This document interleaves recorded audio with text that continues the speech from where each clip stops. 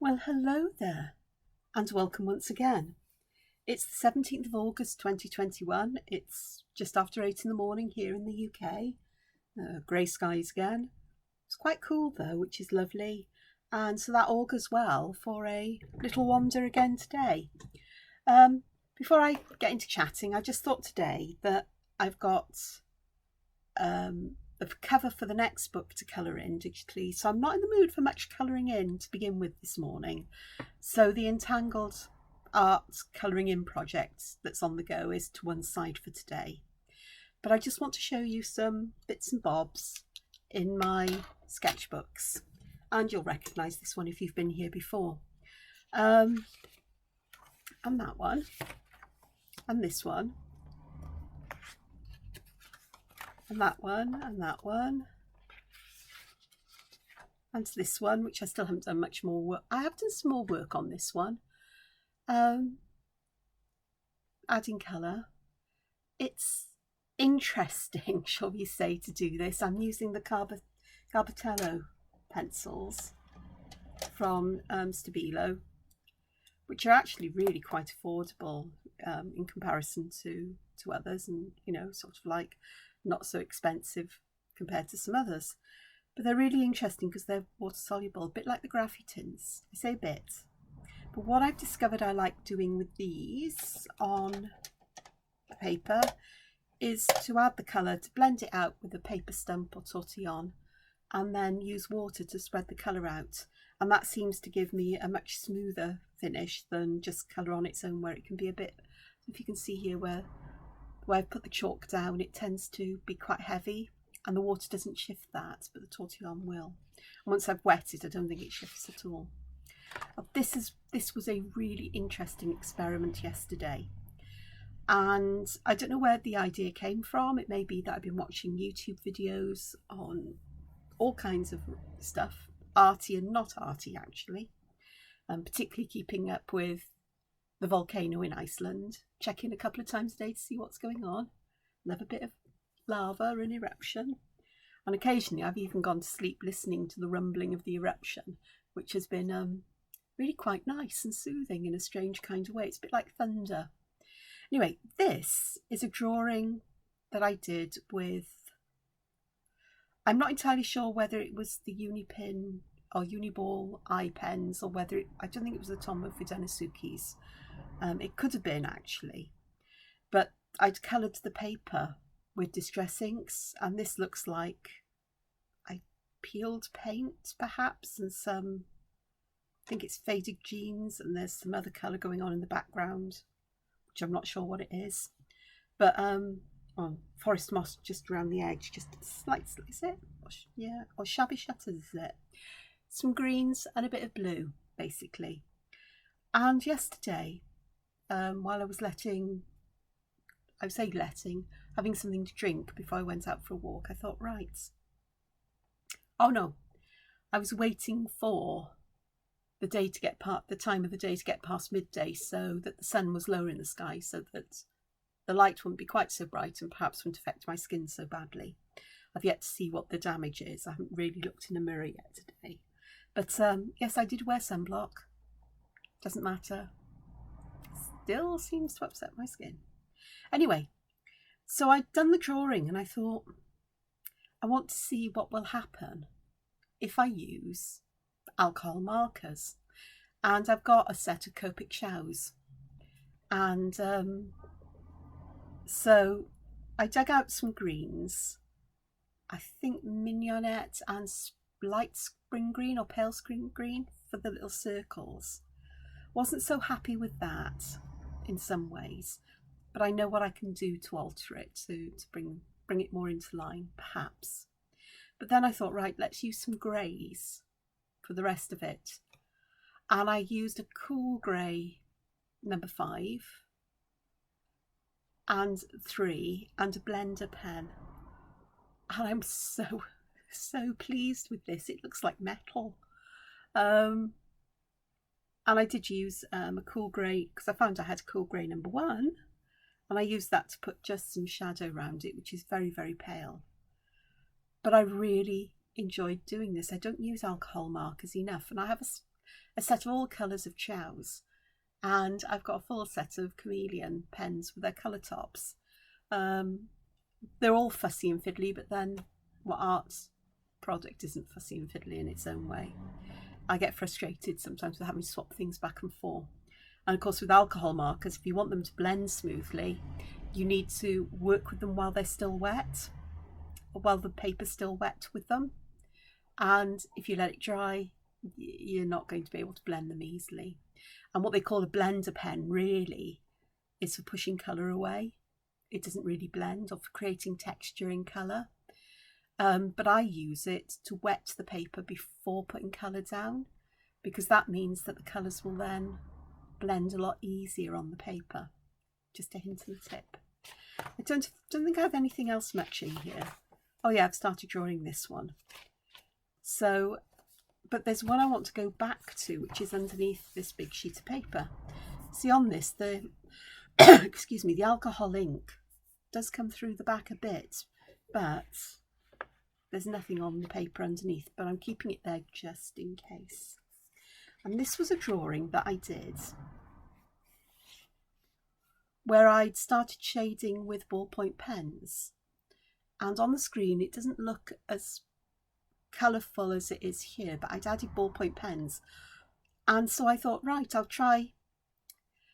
The scientist in me went out the window, and after I thought, oh, because I thought, oh, ballpoint pens, they're permanent, they should work nicely with alcohol inks over the top, you know, the shading should remain and everything. Yeah, ballpoint pens are oil-based. Oil-based inks will dissolve in alcohol. Basic chemistry. So, yeah. So, I discovered that the ballpoint moves, or some of the colour runs. Some stays, some runs. And there's blues, beautiful blues and bluey purples coming out. They actually come out more of a purple one. The alcohol is wet. When they dry to this lovely blue colour. And you might be able to see the difference in tone here and here. This is just alcohol marker, these puffy cloudy things here. And this, the darker sides are where there was alcohol ink. And I just thought, oh my goodness, how much fun is this?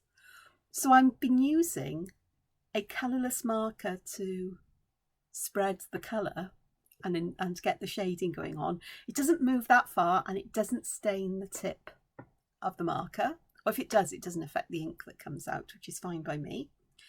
And then while it's still wet, if I want to, I can go in with a different colour. In this case, I'm using greys because I'm on a monochrome kick, aren't I? But I'm mega excited about this. I'll come back to this. And I just wanted to show you some of the pages I've coloured in my other book. Let me just move that one out the way just for a moment. There we go. This is another 21cm by 21cm sea white sketchbook with all media paper in, and I've coloured the backgrounds with the paper with distress inks, and I've got some lovely ones in here, and I've got some ones that really aren't so lovely, but that's not a problem. This I was drawing with a uni ball eye pen. The ink spread seems to, you get a thicker line with it on this paper. It seems to cause the paper to become more absorbent, but I don't mind that. But I thought you might like a look at the kinds of colours that I've got, and it's going to be interesting for me because some of these, the colour on here, this one looks a lot redder on my screen, and it's, to my eyes here, it's a lot browner and so on.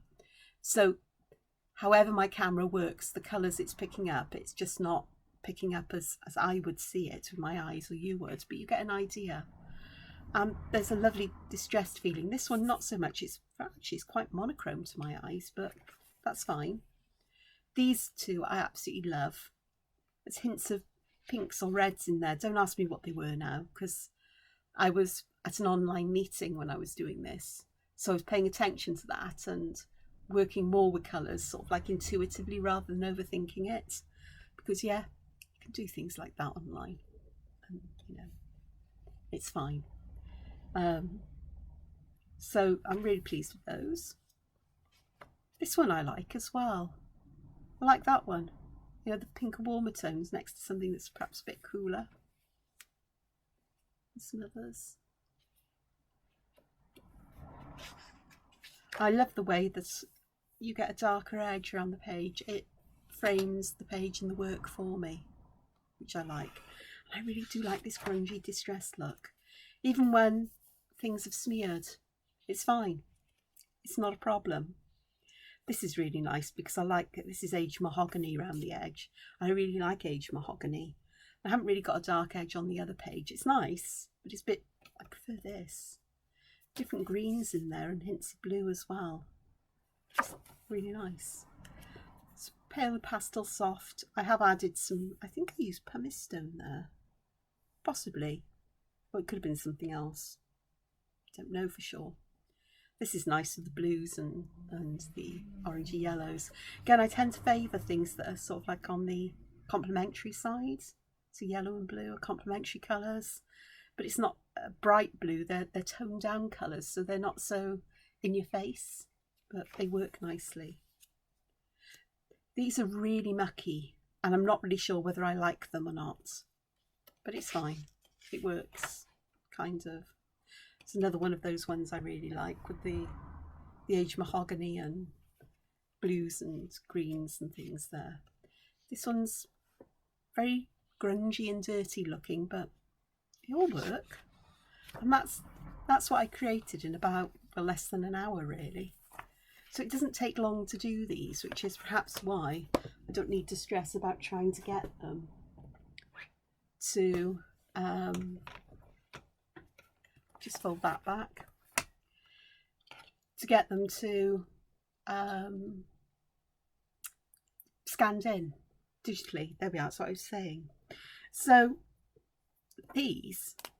I'm going to do some of this for you while I carry on chatting, because you may be as intrigued now to see how this works as I am. I have no idea whether anybody else has ever discovered this, but for me it was a serendipitous discovery, a chance discovery.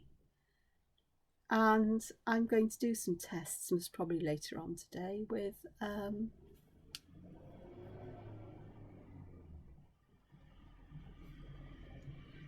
other colours of biro pens, ballpoint pens that I have.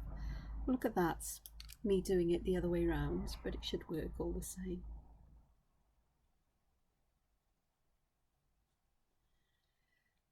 And see what effect alcohol markers have on them.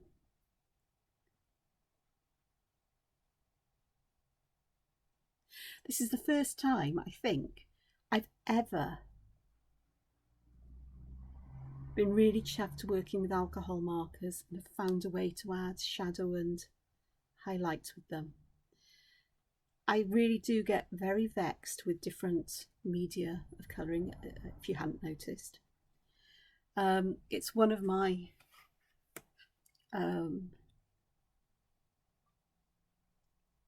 it's my kryptonite, I suppose, when it comes to art in some ways. Working digitally, I find it far easier to do. Just put that out here, although I rarely use grey. And I'm sorry for getting flashes of the pen underneath the camera, but I have to change them over. And it's a lot easier if I just hold one in one hand and swap them over the other way.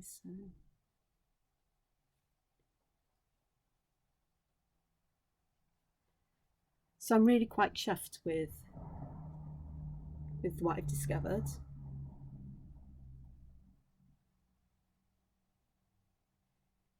Completely by accident. And no doubt it's something I'm going to be exploiting quite a bit in times when I'm doing personal artwork. cool greys work really nicely with the black because black biro, because the biro brings out, or the alcohol brings out the blues in the biro. Okie dokes, let's have a look here. I haven't got any biro around the outsides of these shapes in the middle, but I do want some shadow and shading in here. So I am just going to... This just makes it all so much easier to do. I must have known this in the past, but I've never really made use of it.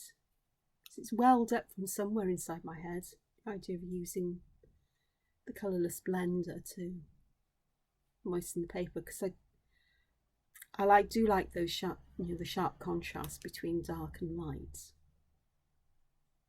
It is my thing. Yeah, I'm not really using anything that's terribly dark in many ways. I'm letting the biro do a lot of the work for me.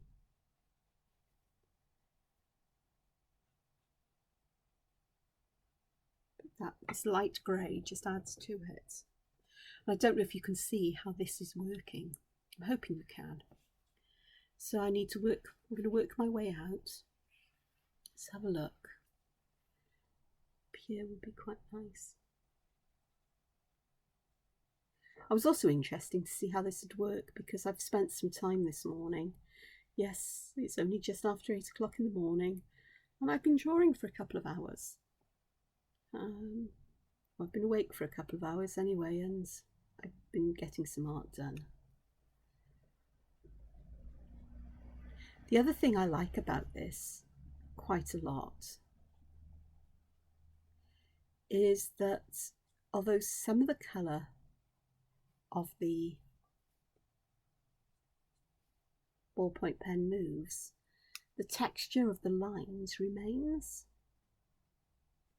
Now here it's actually really spread quite a bit, isn't it?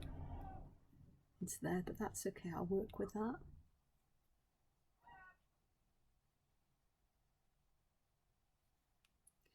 I did want some shadowing there.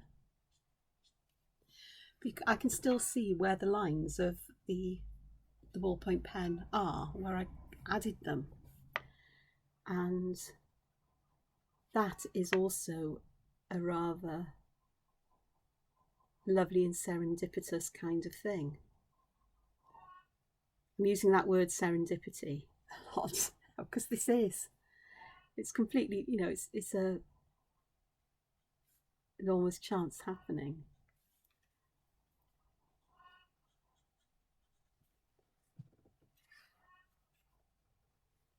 But it's just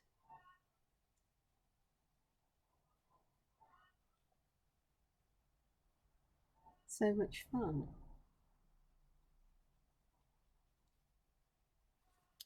When I think about this and how long I've had, I've had these alcohol markers in my stash for years, and it amazes me they haven't dried out because I rarely use them, but they actually are doing really well. No doubt I'll work out which ones will need replacing and if I'm going to replace them over time, because like everybody I have my favourite colours, and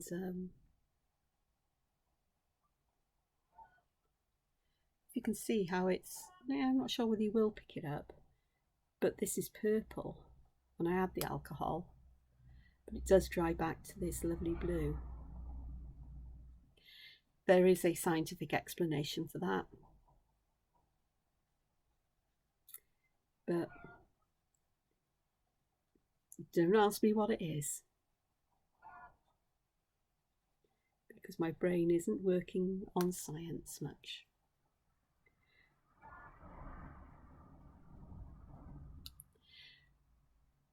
One of the things I started doing yesterday as well is I bought a book by Lisa Congdon, who's a fairly well-known artist. Just break from Mo, I'll open my Kindle book. And it's really interesting because I'm often talking these days about how I'm struggling to find my artistic style. Or I think I am, and yet I have it. But it's almost like there's a lack of an acceptance about it from me, which isn't a good thing. And this is bleeding terribly today.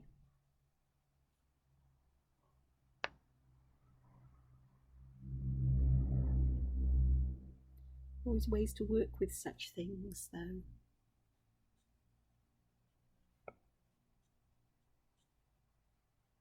It's because I'm being very heavy-handed. I'll tell you what the book's called now, because I've opened my Kindle here. It's called Find Your Artistic Voice. Essential Guide to Working... have a look. Cover. Oh yeah, Find Your Artistic Voice, The Essential Guide to Working Your Creative Magic by Lisa Congdon. And I've got a couple, one or two books by her previously. And it's been really interesting. I was sort of like scanning through it the other yesterday evening, and trying to take some of it in. And I'm just thinking, this is exactly what I needed to hear to help me make sense of myself and perhaps what I'm doing. And it's where one thing that really struck me, I'm going to blather because I'm trying to talk and art at the same time, and it doesn't always work.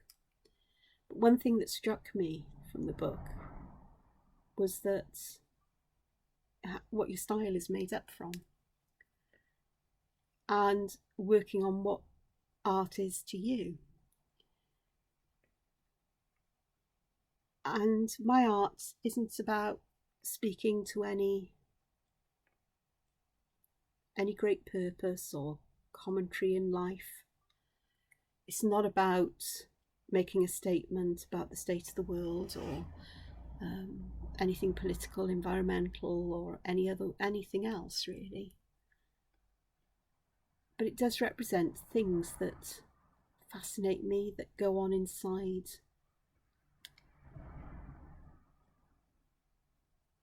my head, my imagination, things that I pay attention to in the world that get me all excited.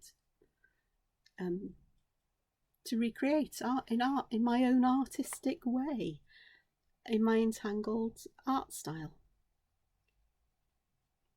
And I've mentioned things that inspire me are things like architecture, nature, of course, geology, rocks, fossils, machinery, all sorts of things I get inspired by. And that's great. But your style is also not just about what inspires you, about what you want your art to be. My art is just pretty, and I'm happy for it to be pretty.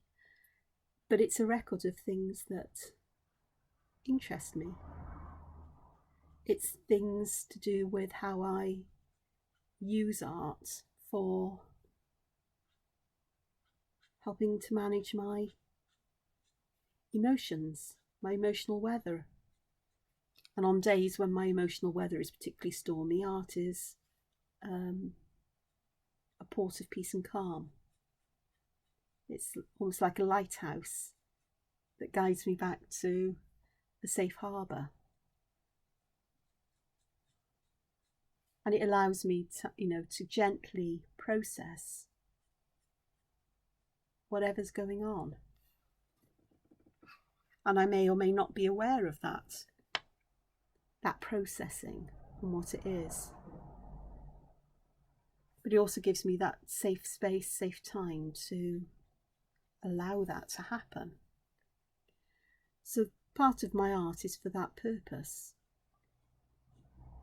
Obviously I have a style for colouring books that is a bit different to this, but there's nothing wrong with having a style or a voice in art where you have more than one for different purposes, because I certainly need variety in my art and in my creativity, and I think that has come through in just the few short months I've been vlogging regularly, is that I'm always trying new things and shaking things up and seeing what falls out. And sometimes it's a frustrating experience, and it's a reminder to me, Angela, why do you struggle with this?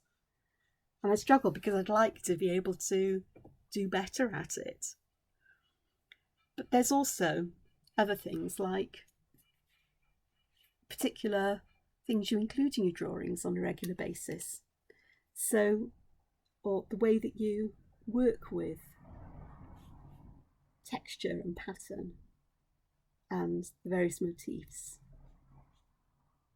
And even if other people do work that is similar to you, what is it that makes it yours? In my case, it is these, there are certain shapes and kinds of motifs that I come back to. I don't do straight lines easily. I'm not one for straight lines and perfectly drawn and photographic creations. You know, I have, and I am able to draw things with some level of, you know, sort of like a realistic detail. It was from my time of doing scientific drawings as part of my science studies, observational drawings. So I'm capable of doing that. But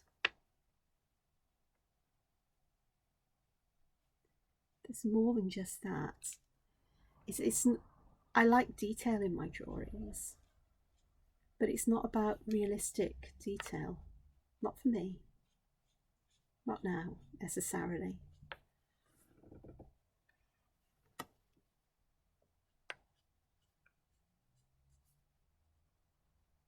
It really does seem to be more about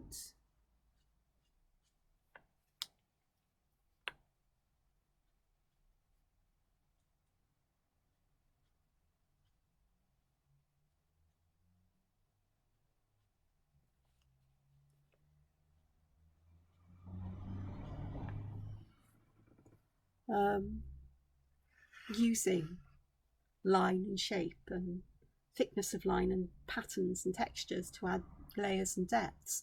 And that's what I'm doing here, is I'm bringing out layers and layers in this design by using shadow and light with a humble ballpoint pen and a couple of Copic markers. Any alcohol marker would do. And although I'm using the colourless blender, I think I'm actually working against myself, because I'm adding so much alcohol. It's bleeding into the surrounding areas, but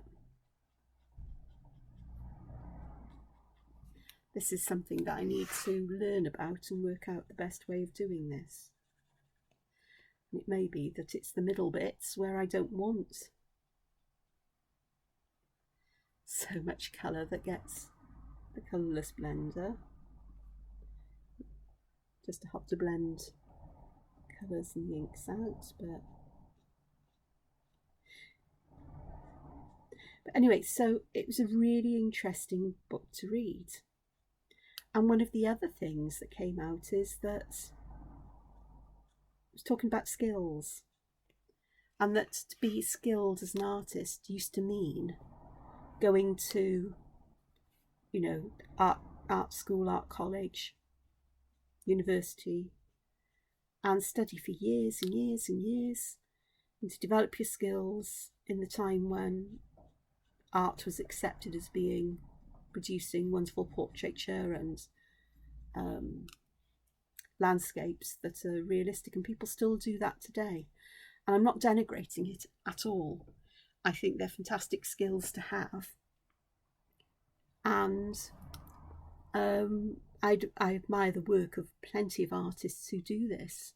A particular fondness for Edward Hopper and his very realistic. There's one drawing he did of a steam locomotive, and it's so real. It's absolutely astounding.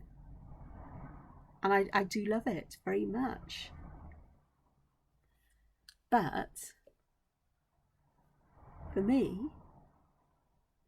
if it comes to me, I'd prefer to use a photograph and then extract things that really grab my attention from it. It's taking the parts of a whole and creating, I suppose, a new whole in its own way. It's transforming those parts into something else. So the book is a really interesting read, and I can wholeheartedly recommend it. Oh, and talking about self-taught artists, it was really interesting to read about, and how it's bringing, I think she describes it, this is the feeling I get, I can't remember the words, say it was last night and it was a fairly quick, small amount of time reading, but I will go back through. But she says about how, self-taught artists are pushing the boundaries of art and what art is and what it means to be an artist in many ways, and different ways of using materials and thinking outside of the box and livening up the world of art, I suppose, in lots of ways. So it's really interesting. I'm so glad that I purchased the books. I don't often buy books like that, but something suggested to me in my head that perhaps I would find it a very interesting kind of read, and I certainly am, and have, and will continue to read it. And there's interviews in there with other artists. There's an interview with I think it's a husband and wife who work both separately and together, and they say that individually they have their own artistic voice, their way of working, but they also work together, and there's like a third voice has developed when they work on joint projects that is distinct from their own individual voices. And that's the case.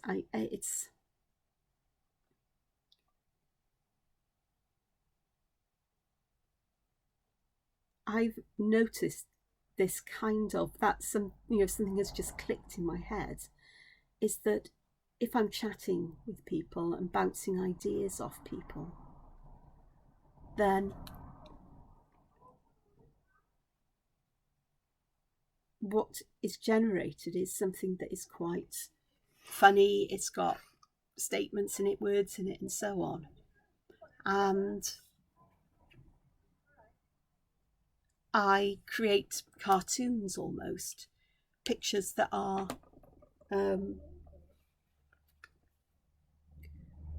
that have something funny to say, perhaps, or something meaningful. And I've occasionally done this with quotes I found that I'd like to illustrate, and it never seems quite as satisfying or fun, because these aren't things that have come from me, they're from other people. And it's nice to do, but I'm not entirely sure it's my kind of thing either. I've dabbled with typographic portraiture, which is great, but portraits aren't really me. And that idea of using typography as texture, pattern, depth in a drawing is still with me, but I just haven't figured out how to do it yet. And perhaps one day I will. And every now and again I think, I need to go back to that typographic portrait I was doing of Nye Bevan and get that done. And part of me thinks, no, you don't need to, Angela. You've learnt what you needed to from that experience. And as I tell other people, not every piece of art needs to be completely finished. I have that in my sketchbooks often, is multiple pieces of art that aren't finished, but I've got them to a place where I've gone, right, I've learnt enough from this. I've got to a point with this where I'm happy with it as it is now.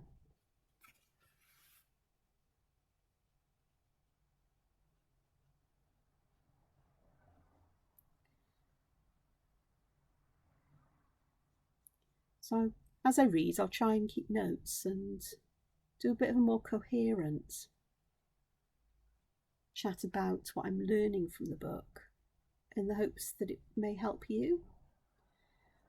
But if you're interested in such things, then I can heartily recommend it. It's written in a very down-to-earth kind of way, which wrong end, which is lovely to have. Do you know, I thought I'd picked up the C1 marker, but this is a C3, which is why all of this is that little bit darker than elsewhere, but that's fine. C3 being cool grey, and 3 means a darkness of 3. The bigger the number, the darker it is, with the tonal, the greys. There is a system to Copic colours and what the numbers mean. But for me, not a lot. I can't remember what they are.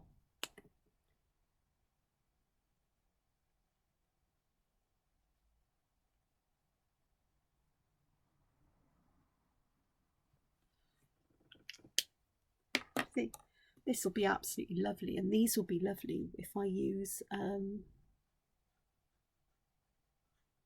white gel pens. Oh, metallics would look fab on this. I do have a thing for metallic, I do have to say that. I really do have a thing for metallics.